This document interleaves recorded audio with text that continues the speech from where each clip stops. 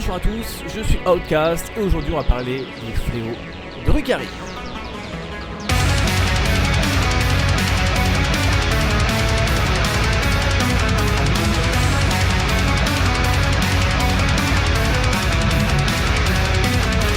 Alors pour la peinture de mes fléaux, je suis parti donc sur un zénithal de blanc. Donc j'ai sous-couché la figurine en noir, j'ai fait un zénithal de blanc dessus et après j'ai fait les premières couches à la peinture contraste. Donc en fait je suis parti sur une contraste noire, forcément, ce qui va déjà permettre de faire un petit peu les premiers éclaircissements de l'armure et donner les ombrages.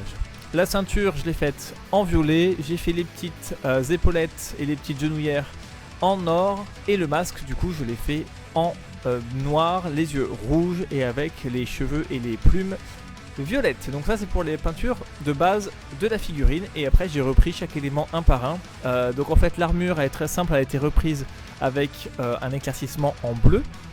Toutes les parties noires après aussi bien les sacoches que le fusil sont parties avec un éclaircissement en gris, ce qui permet en fait d'avoir deux teintes de noir différentes. Donc c'est la même base de noir au contraste mais elle est éclaircie différemment, ce qui permet d'avoir en fait une homogénéité dans la figurine. Et ensuite, un gros travail a été fait sur les plumes parce que c'est une des parties les plus importantes de la figurine où j'ai fait les plumes une par une, moi je suis un petit peu un extrémiste aussi, avec quelques plumes en violet par-ci par-là pour casser un petit peu la teinte de la figurine et après un petit marquage donc au blanc sur le casque et le tour est joué, un socle un petit peu surélevé avec un petit peu de texture et les touches d'herbe et on a notre unité de fléau. Donc ça a pris quand même pas mal de temps parce que mine de rien il y a beaucoup de plumes, il y a beaucoup de détails et c'est de la figurine est très fine. Et donc ça c'est pour le côté modélisme. On va passer maintenant au côté gameplay. Donc les fléaux c'est une unité de Drukhari. Ils sont ni coterie, ni cabale, ni émoncule. Ok, donc avant c'était des lames à louer, mais maintenant en fait ils font juste partie de aucune des trois catégories. Donc ils ont un mouvement de 14, une endurance de 3 comme tous les Eldar, une sauvegarde à 4, une invulnérable à 5, un point de vie, un commandement de 6 et une capture d'objectif de 1. Donc c'est un profil plutôt moyen. Ils sont très très forts dans ce nouveau codex grâce à leur règle spéciale, les frappes ailées. Donc c'est des unités ailées qui peuvent arriver en frappe en profondeur. Ils ont la puissance par la souffrance, donc ils peuvent relancer tous leurs jets de touche grâce à un token. Ou alors d'autres jets, mais le jet de touche pour une unité de tir c'est très important. Et la règle frappe ailée leur permet en fait de bouger de 6 pas après avoir tiré. Donc on peut bouger, tirer et rebouger de 6 pas. Ça fait penser à la règle des faucheurs noirs à Eldari dans les versions précédentes où ils pouvaient bouger, tirer et se repositionner. Donc là c'est tombé sur nos fléaux.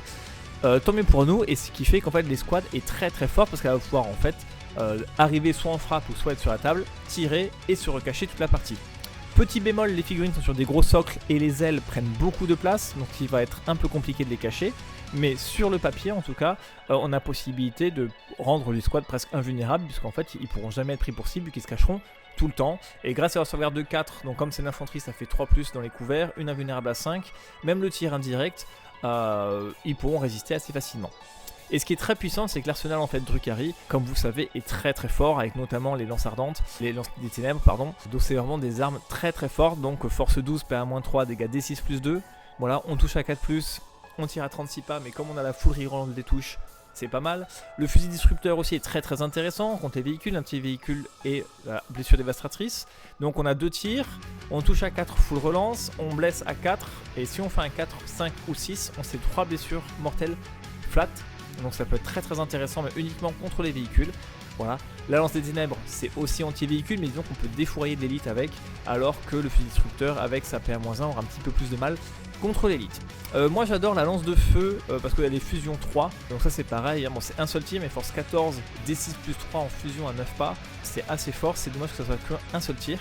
Donc ça pour dire que c'est une unité très très intéressante au niveau du gameplay, qui va nous permettre en fait, de tirer, de pouvoir tout relancer les jets de touche et de pouvoir se recacher un minimum. On va pouvoir gérer donc les véhicules, les unités d'assaut ou même l'infanterie grâce au canon éclateur.